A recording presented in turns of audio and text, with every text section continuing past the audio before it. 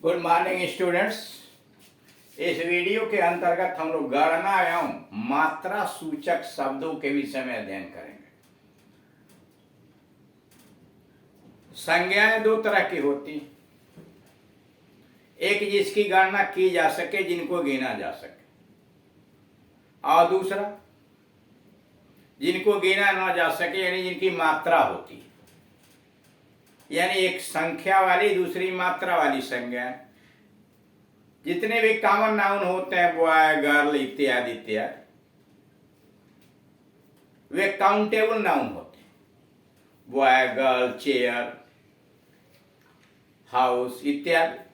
और जितने भी मात्रा वाले हैं, ग्रेन, वाटर, मिल्क, इनको गिना नहीं जा सकता। तो उस नाउन्स के संबंध में यह जानकारी दी गई है। पहले नंबर पर गणना के शब्द काउंटिंग वर्ड्स, यानी ऐसे शब्द जिनकी गणना की जा सकती है। पहला है कक्षा में कुछ छात्र हैं। कक्षा में कुछ छात्र हैं, यानी सम जो आ रहा है ना, वो काउंटेबल के लिए यहां आया हुआ है, गिना जा सकता है छात्र को, इसलिए सम आया। There are some students in the class. कक्षा में कुछ छात्र हैं, there are some students in the class, अथवा there are a few students in the class. कुछ की अंग्रेजी सम भी होगी और ए फ्यू भी होगी। ए फ्यू का मतलब थोड़े, 100 में 2-4। There are a few students in the class, अथवा there are some students in the class. Number 2, क्या हाल में कोई लड़की है? क्या हाल में कोई लड़की है? Is there any girl in the hall? Is there any girl in the hall? क्या हाल में कोई लड़की है? अब देख रहे हैं ना, देयर से शुरू किया गया क्वेश्चन है, तो इसको पहले कर दिया गया। Is there any girl in the hall? तीसरा, मैदान में कोई लड़का नहीं। मैदान में कोई लड़का नहीं है। There is no boy. There is no boy in the playground. मैदान में कोई लड़का नहीं है। There is no boy in the playground. Number 4, इन लड़कियों में से कोई भी वहां उपस्थित नहीं थी। इन लड़कियों में से कोई भी वहां उपस्थित नहीं थी। नन ऑफ दीज गर्ल्स, इन लड़कियों में कोई नहीं। None of these girls was present there. इन लड़कियों में कोई भी वहां उपस्थित नहीं थी। नन ऑफ दीज गर्ल, इन लड़कियों में कोई नहीं, वाज प्रेजेंट देयर। नंबर 5, हम में से कुछ क्रिकेट खेलें। हम में से कुछ क्रिकेट खेले। सम ऑफ अस प्लेड क्रिकेट। हम में से कुछ क्रिकेट खेले। सम ऑफ अस प्लेड क्रिकेट। क्या तुम में से कोई फुटबॉल खेला? क्या तुम में से कोई फुटबॉल खेला? Did any of you play football? क्या तुम में से कोई फुटबॉल खेला? Did any of you play football? 7वां, हम में से कोई कुछ नहीं खेला। हम में से कोई कुछ नहीं खेला। None of us played any game. हम में से कोई कुछ नहीं खेला। None of us played any game. लड़कों में से बहुत से कल स्कूल नहीं आए। लड़कों में से बहुत से कल स्कूल नहीं आए।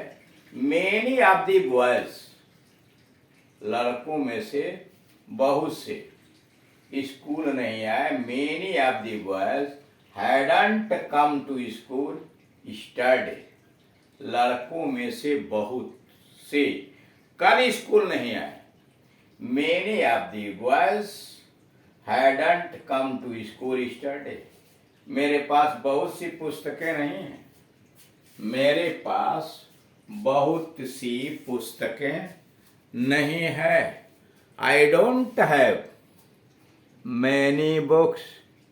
मेरे पास बहुत सी पुस्तकें नहीं हैं। I don't have many books. 10वां, टोकरी में थोड़े आम हैं। टोकरी में थोड़े आम हैं। There are a few mangoes in the basket. टोकरी में थोड़े आम हैं। There are a few mangoes in the basket. few आता है गिनती के लिए, कुछ या थोड़े या कम के लिए। केवल few अगर आया है तो नेगेटिव सेंस माना जाता है और वो वाक्य गलत माना जाता है। हाँ, एक few का मतलब कुछ और दी few का मतलब कुछ, लेकिन जितने हैं सब। तो there are a few mangoes in the basket. 11, शायद ही कोई लड़की उसे पसंद करेगी। शायद ही कोई लड़की उसे पसंद करेगी। हार्डली, शायद ही मुश्किल से। हार्डली, शायद या मुश्किल से। Any girl would like him, शायद ही कोई लड़की उसे पसंद करेगी। Hardly any girl would like him, hardly any girl would like him. 12वां, इस पुस्तक में उस पुस्तक की अपेक्षा कम पृष्ठ हैं। इस पुस्तक में उस पुस्तक की अपेक्षा कम पृष्ठ हैं। This book has fewer pages. This book has fewer pages than that book. इस पुस्तक में उस पुस्तक की अपेक्षा कम पृष्ठ हैं। This book has fewer pages than that. इस पुस्तक में उस पुस्तक की अपेक्षा कम पृष्ठ हैं। This book has fewer pages than that book. 13वां, उस पुस्तक में इस पुस्तक की अपेक्षा अधिक पृष्ठ हैं। उस पुस्तक में इस पुस्तक की अपेक्षा अधिक पृष्ठ हैं। That book has more pages.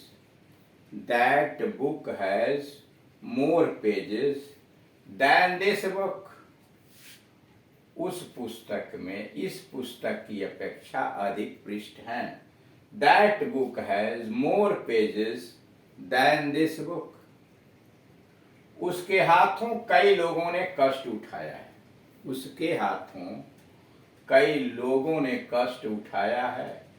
Many a man has suffered at his hands. कह रहा है उसके हाथों कई लोगों ने कष्ट उठाया है। Many a man has suffered, देख रहे हैं, Many a man है, इसलिए क्रिया सिंगुलर नंबर की हो गई है। Many a man has suffered at his hands. 15वां, दोनों व्यक्तियों में से कोई नहीं आया। दोनों व्यक्तियों में से कोई नहीं आया। Neither man has come. दोनों व्यक्तियों में से कोई नहीं आया। दो के लिए आइदर या नाइदर का प्रयोग किया जाता है। दोनों व्यक्तियों में से कोई नहीं आया, यानी नाइदर मैन हैज कम। उसे थोड़ा वेतन मिलता है। उसे थोड़ा वेतन मिलता है। He gets a small salary. उसे थोड़ा वेतन मिलता है। He gets a small salary, उसे थोड़ा वेतन मिलता है। तो इस तरह से आप देख रहे हैं कि काउंटिंग वर्ड्स जो है, गिनती वाले यानी जिनकी गणना की जा सके, उन संज्ञाओं का प्रयोग किस प्रकार से किया जा रहा है। ठीक, अब गणना वाले तथा मात्रा वाले इन दोनों को हमें अच्छी प्रकार से समझ लेना चाहिए कि कौन से शब्द गणना वाले संज्ञाओं के पहले लगाए जाते हैं और कौन से शब्द मात्रा वाले संज्ञाओं के पहले प्रयोग किए जाते हैं। और इस प्रकार से जब हम सावधानी रखेंगे, प्रत्येक चैप्टर के अंतर्गत अंग्रेजी भाषा की जितने भी विधाएं हैं, जितने भी ग्रामर पोर्शन से संबंधित विशेषताएं हैं, सावधानियां हैं, उसे हमें जान लेना चाहिए, ताकि जब हम लोगों से इंग्लिश में बातचीत करें तो हम धारा प्रवाह बोल सकें। मेरे मन में झिझक न रहे कि हम नहीं जानते हैं, हमें यह न हो कि हमारी कमजोरी दूसरों पर प्रकट हो जा रही है। इसलिए बहुत सावधानी पूर्वक हर चीज का, चाहे वह टेंसेज हो, एक्टिव पैसिव हो, डायरेक्ट इनडायरेक्ट हो, ट्रांसफॉर्मेशन हो, ग्रेटिंग हो, शार्ट स्पीचेज हो, शिष्टाचार के शब्द हो, इन सारी चीजों को हमें विधिवत जान लेनी चाहिए और अपने पार्टनर के साथ बातचीत करके और तब ये समझना चाहिए कि क्या हम इसमें कुशल हैं अथवा नहीं हैं। धन्यवाद।